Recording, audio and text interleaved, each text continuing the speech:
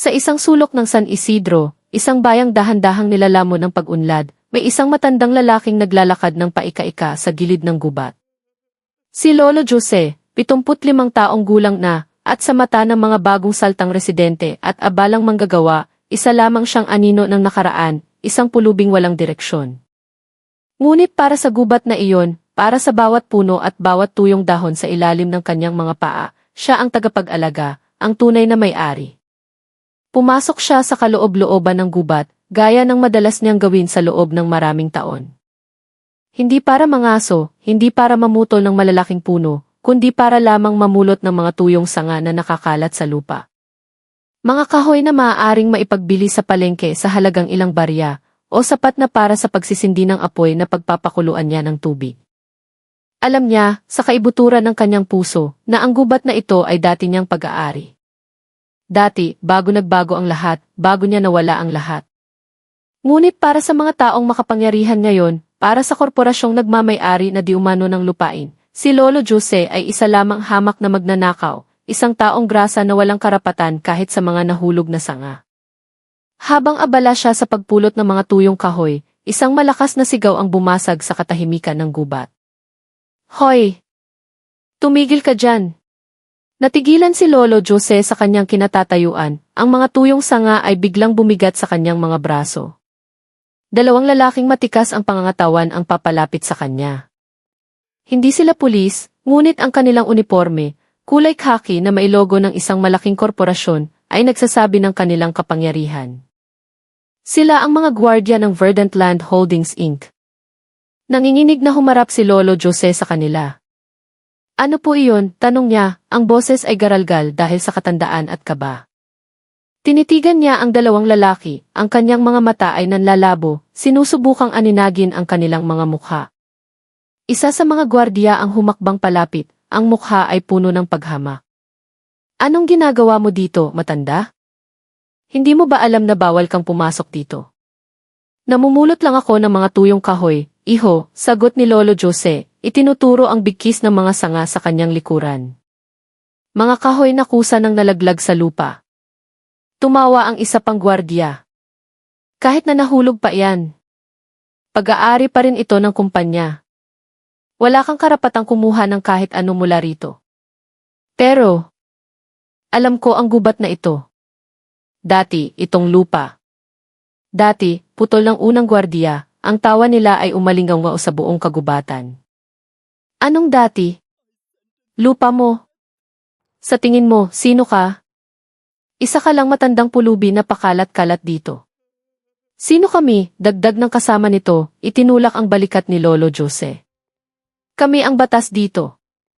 At ikaw, isa kang magnanakaw. Isang malakas na suntok ang dumapo sa tagiliran ni Lolo Jose. Napadaing siya sa sakit, ang kanyang matandang katawan ay bumagsak sa lupa. Ang mga mata niya ay napuno ng luha, hindi dahil sa sakit ng suntok, kundi dahil sa sakit ng katotohanan. Walang naniniwala sa kanya. Walang nakakaalam, o marahil ay walang gustong makaalam, na ang gubat na kanilang binabantayan ay dati niyang paraiso. Ang kanyang maliit na itak ay kinuha at inihagis sa damuhan. Siya ay kinalagkad palabas ng gubat na parang isang kriminal, isang matandang lalaking walang kalaban-laban, walang boses. Ang mga taong humihila sa kanya ay ang mga taong dapat na nagbabantay, ngunit ngayon ay sila ang mga mananakop. Sa di kalayuan, sa likod ng mga palumpong, may isang batang nakasaksi sa lahat. Nanlaki ang kanyang mga mata sa takot at tumakbo siya papalayo. Umihip ang malakas na hangin, tila dinadamayan ang sinapit ng isang matandang lalaki na nawalan na ng lahat. Ngunit walang nakakaalam.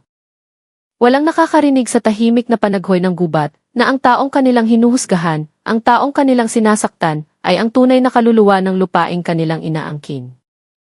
Ang selda ay malamig at amoy kalawang.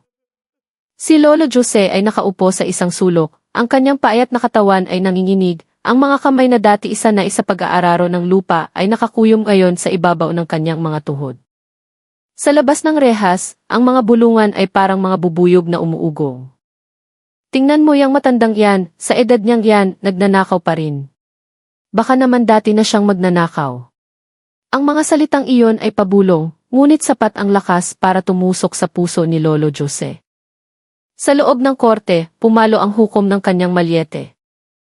Ginoong Jose, kayo po ay inaakusahan ng pagnanakaw ng kahoy mula sa lupang pag-aari ng Verdant Land Holdings. Ano po ang inyong masasabi? Tumingin si Lolo Jose sa harapan. Ang kanyang mga mata ay may namumuong luha, hindi dahil sa takot, kundi dahil sa pakiramdam na siya ay isang dayuhan sa lugar na dapat sana ay kanyang tahanan. Kagalang-galang na hukom, nagsimula siya, ang boses ay mahina, halos hindi marinig. Hindi po ako nagnanakaw. Ang gubat na iyon. Ang mga ninuno ko po ang nag-alaga niyan. Doon po ako lumaki.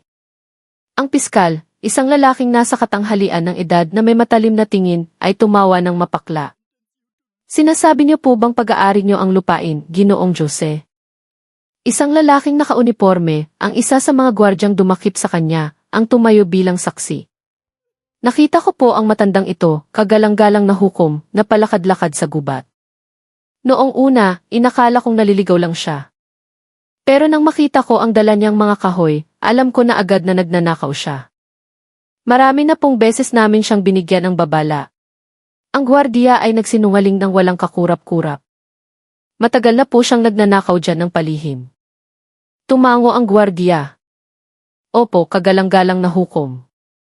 Nagsimulang mag-ingay ang mga tao sa loob ng korte. Tingnan mo, matanda na, sinungaling pa. Dapat lang yan makulong. Naglakad ang piskal palapit kay Lolo Jose. Ang kanyang mga mata ay puno ng kumpiyansa na mananalo siya sa kasong ito. Ginoong Jose, mayroon ka bang katibayan na ang mga kahoy na iyon ay hindi pag-aari ng kumpanya? Huminga ng malalim si Lolo Jose. Sa mahinang boses, sinabi niya, hindi po iyon kahoy ng kumpanya. Iyon po ay mga sangang nalaglag mula sa puno. Kinuha ko lang po para sa pansarili kong gamit. Muling tumawa ang piskal. Inamin din niya. Kahit na nahulog pa ang mga kahoy na iyon, nasa loob pa rin iyon ng lupain ng kumpanya.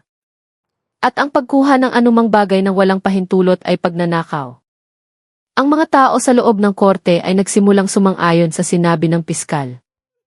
Ang kanilang mga tingin ay lalong naging mapanghusga. Nanatiling tahimik si Lolo Jose.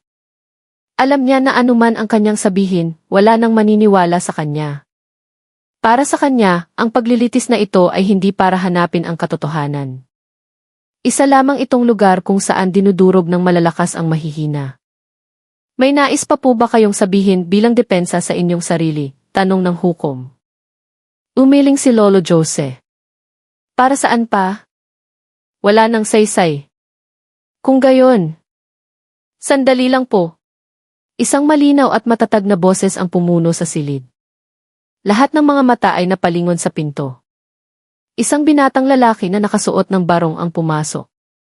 Siya ay si Atty. Miguel Reyes, isang batang abogado na kilala sa pagtulong sa mga walang kakayahang magbayad. At sino po kayo? Tanong ng hukom. Ako po si Miguel Reyes, kagalang-galang na hukom. Ako po ang magiging abogado ni Ginoong Jose. Nagulat ang lahat, lalo na ang piskal. Abogado? Saan naman kukuha ng pambayad ang matandang iyan? Bulong niya sa kanyang katabi. Lumapit si Atty. Reyes sa mesa ng hukom. Kagalang-galang na hukom, mayroon po akong mahalagang ebidensya na nais ipakita. Naglabas siya ng isang luma at medyo naninilaw na dokumento mula sa kanyang briefcase. Isang titulo ng lupa. Ayon po sa dokumentong ito, na nakuha ko mula sa Registry of Deeds, ang tunay na may-ari ng lupain kung saan nahuli si Ginoong Jose ay si Ginoong Jose mismo. Isang nakabibinging katahimikan ang bumalot sa buong korte.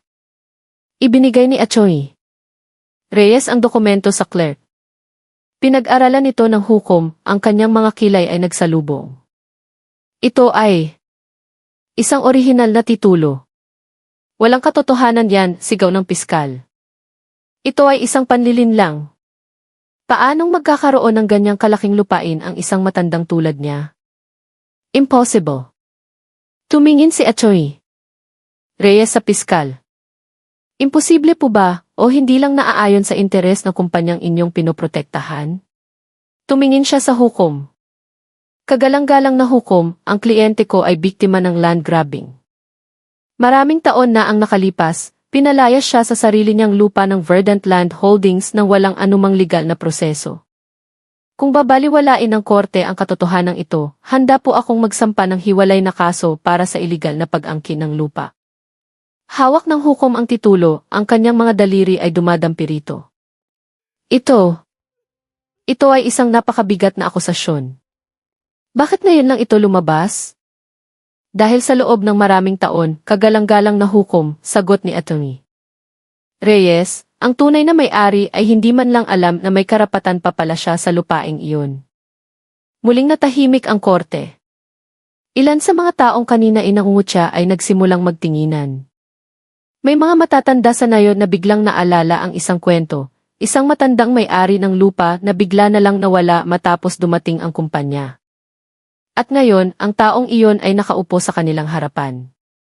Kahit patotoo yan, giit ng piskal, kinuha pa rin ng akusado ang kahoy ng walang paalam. Umiling si Atty. Reyes. Paano magnanakaw ang isang tao sa sarili niyang pag-aari? Muling tinitigan ng hukom ang dokumento. Ang kanyang mukha ay naging seryoso. Ibinalik niya ito sa mesa at tumingin sa piskal. Mayroon bang maipapakitang dokumento ang panig ng kumpanya na nagpapatunay na legal nilang binili ang lupain mula sa akusado? Natigilan ang piskal. Napatingin siya sa gwardyang kanina ito mestigo na ngayon ay hindi mapakali sa kanyang kinaupuan. Mayroon po kaming mga dokumento, kagalang-galang na hukom. Kung mayroon, sabi ng hukom, ang boses ay matigas, nais kong makita ang mga iyon ngayon. Tumingin ang hukom kay Lolo Jose. Ang kanyang boses ay mas malumanay na ngayon. Ginoong Jose, sinasabi niyo na sa inyo ang lupang ito. Kung totoo, bakit hindi niyo ito ipinaglaban noon pa? Ang mukha ni Lolo Jose ay nagpakita ng malalim na pighati. Para siyang bumalik sa nakaraan. Hindi ko na po alam. Hindi ko alam na sa akin pa pala ang pangalan ng lupa, mahina niyang sagot. Dati, isa lang po akong simpleng magsasaka. Masaya kaming naninirahan sa lupang iyon, kasama ng aking asawa. Ang pagbanggit sa kanyang asawa ay nagdulot ng kirot sa kanyang puso. Hanggang sa isang araw, dumating ang mga tao mula sa kumpanya. May dala silang maraming papel, mga salitang hindi ko maintindihan. Sabi nila, kailangan ko nang umalis dahil wala na akong karapatan doon. Nawala ang bahay ko, ang mga pananim ko. Wala akong nagawa kundi ang umalis. Tumingin ang hukom sa piskal. Ulitin ko ang tanong. Mayroon bang katibayan na binili ng kumpanya ang lupa sa legal na paraan? Nanatiling tahimik ang piskal. Muling nagtanong ang hukom, mas mariin ngayon. Mayroon bang dokumento na nagsasabing binili ang lupain mula kay Ginoong Jose sa prosesong naaayon sa batas? Napalunok ang piskal. Kailangan po naming tingnan muli, kagalang-galang na hukom. Isang maliit na ngiti ang sumilay sa labi ni Atty. Reyes. Kagalang-galang na hukom, sa tingin ko, alam na nating lahat ang sagot. Hindi ka maaaring gumawa ng konklusyon ng walang ebidensya, singhal ng piskal. Tumango si Atty. Reyes. Tama po. Kaya tingnan natin ang ebidensya.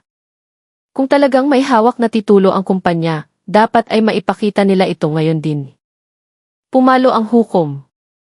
Bibigyan ko ng 24 na oras ang panig ng taga-usig upang magpresenta ng titulo ng pagmamay-ari sa lupain. Kung wala silang maipakita, ang kasong pagnanakaw laban sa akusado ay ibabasura. Ang mga bulungan ay naging hiyawan.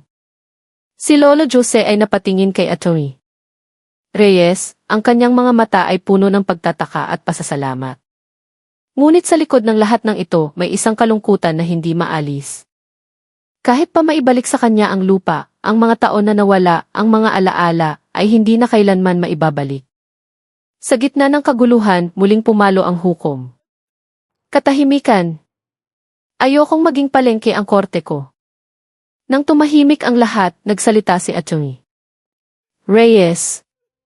Kagalang-galang na hukom, habang hinihintay natin ang ebidensya, hinihiling ko na palayain si Lolo Jose mula sa anumang uri ng pagkakakulong. Agad na tumayo ang piskal. Kagalang-galang na hukom, ang akusado ay nahuli sa akto. Hindi natin siya maaaring basta nalang palayain. Tumingin ng masakit si Atty. Reyes. Ang pagkuha ng kahoy sa sarili niyang lupa. Pinag-uusapan pa ang estado ng pagmamay-ari ng lupa, giit ng piskal. Natahimik ang hukom, tinitimbang ang sitwasyon. Sa wakas, huminga siya ng malalim. Dahil ang akusasyon ng pagnanakaw ay direktang nakaugnay sa pagmamay-ari ng lupa na hindi pa malinaw ang estado, hindi maaaring ituring na nagkasala ang akusado hanggat walang mas matibay na ebidensya. Kung gayon, ipagpapatuloy natin ang pagdinig bukas. Dahan-dahang tumayo si Lolo Jose, tinulungan ni Atty. Reyes. Ang kanyang mga mata, na kanina'y puno ng kawalan ng pag-asa, ay mayroon ng bahagyang liwanag. Hindi ito para sa lupa, kundi para sa isang taong handang ipaglaban ang kanyang karapatan. Sa kauna-unahang pagkakataon sa loob ng maraming araw, nakalabas siya ng gusaling iyon ng walang posas. Ngunit alam niya, ang laban ay hindi pa tapos. Sa labas, naghihintay ang isang dambuhalang kumpanya na kayang gawin ang lahat para makuha ang gusto nila. Lolo Jose, okay lang po ba kayo? Tanong ni Atty. Reyes habang naglalakad sila palayo. Tumango si Lolo Jose. Salamat, iho. Salamat sa lahat. Ikinuwento niya kung paanong ang lupa ay sapilitang kinuha sa kanya. Walang bayad, walang kahit isang sentimo. Ginamit lamang ng kumpanya ang kanilang kapangyarihan para itaboy siya. Noon, akala ko, kasalanan ko, sabi ni Lolo Jose, ang boses ay nanginginig. Akala ko, ako ang nagkulang. Ako ang nabigong protektahan ang pag-aari ko. Pagkatapos ng pagkamatay ng kanyang asawang si Elena, dahil sa sakit, unti-unti siyang nawalan ng pag-asa, hanggang sa wala na siyang lakas na lumaban. Nanatiling tahimik si Atty. Reyes. Alam niya na hindi lang ito usapin ng lupa. Ito ay usapin ng dignidad na ninakaw. Hindi po kayo nag-iisa sa laban na ito, Lolo, sabi niya. Ngumiti si Lolo Jose, isang iting puno ng pait. Alam mo, iho. Minsan, mas gugustuhin ko pang hindi ko na lang nalaman ang totoo. Mas madaling mabuhay sa kasinungalingan kung saan ako na lang ang may kasalanan, kaysa malaman na ninakawan ako at walang sinumang tumulong sa akin. Nang gabing iyon, sa unang pagkakataon sa loob ng maraming taon, umasa si Lolo Jose. Ngunit sa likod ng pag-asang iyon, may isang tanong na bumabagabag sa kanya, kahit manalo pa siya, mayroon pa bang dahilan para bumalik? Kinabukasan, puno na naman ang korte. Si Lolo Jose ay nakaupo sa tabi ni Atty. Reyes, ang kanyang mga mata ay nakatuon sa mesa ng piskal. Ang mga kinatawan ng kumpanya ay balisa. Ang piskal na kahapon ay puno ng yabang ay halatang kinakabahan. May dala siyang folder, ngunit hindi niya ito agad binubuksan. Pumalo ang hukom. Ipagpatuloy natin ang pagdinig.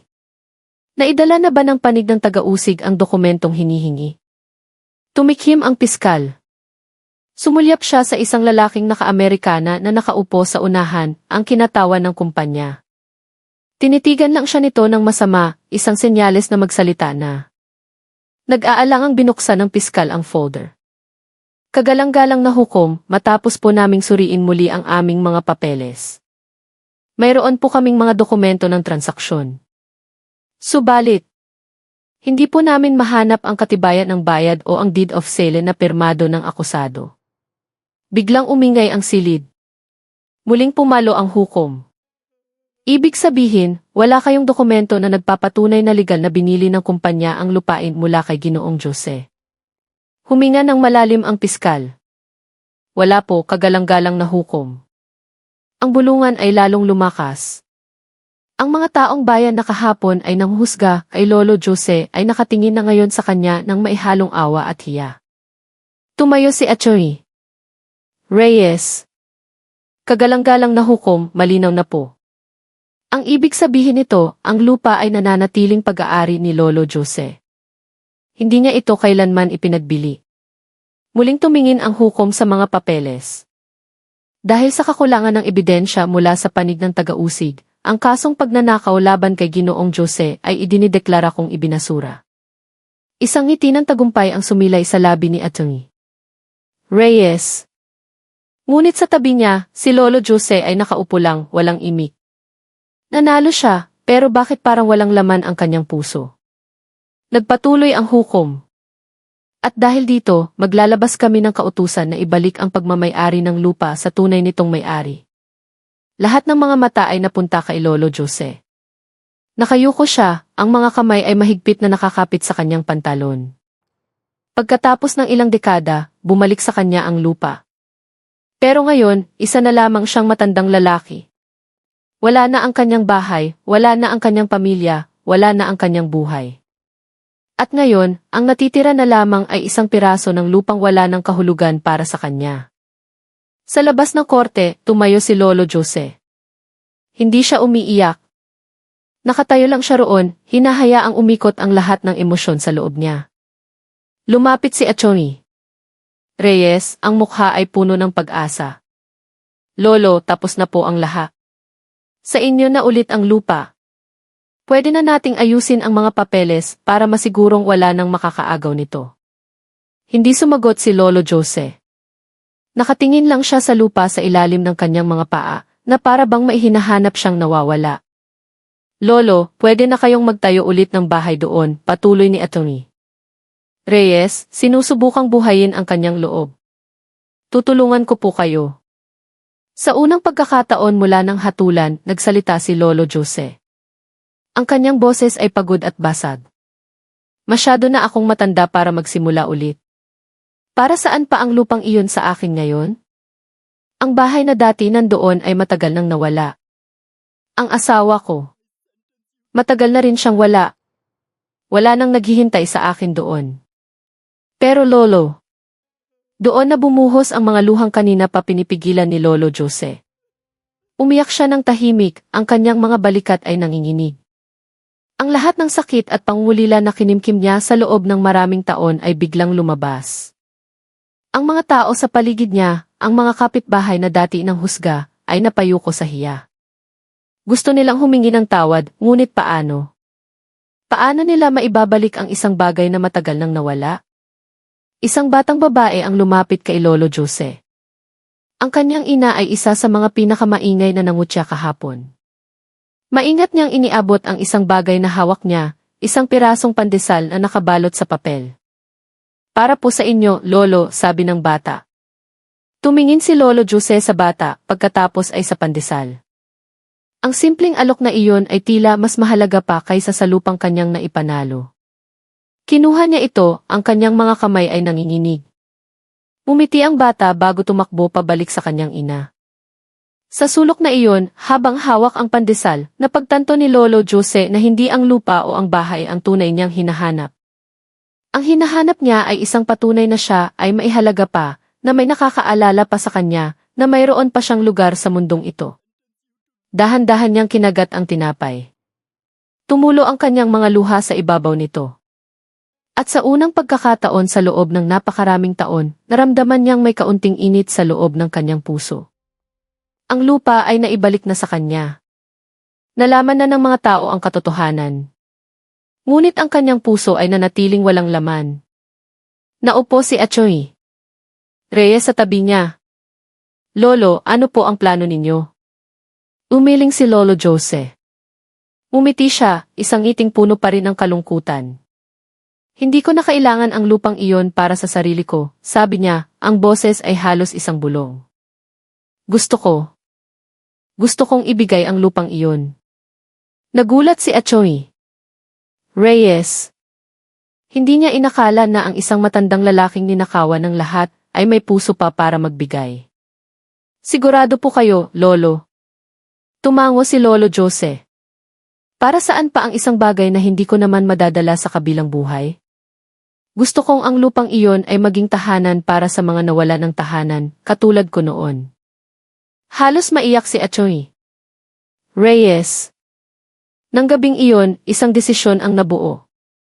Hindi para maghiganti, hindi para bawiin ang nawala, kundi para magbigay ng isang bagay na mas malaki pa sa pagmamay-ari. Ilang buwan ang lumipas, sa ibabaw ng lupang dating halos sa pilitang inagaw, isang simpleng bahay ang naitayo. Hindi ito mansyon, hindi isang malaking gusali, kundi isang kanlungan para sa mga taong grasa, para sa mga nangangailangan ng masisilungan. Tinawag nila itong Ibahay Jose.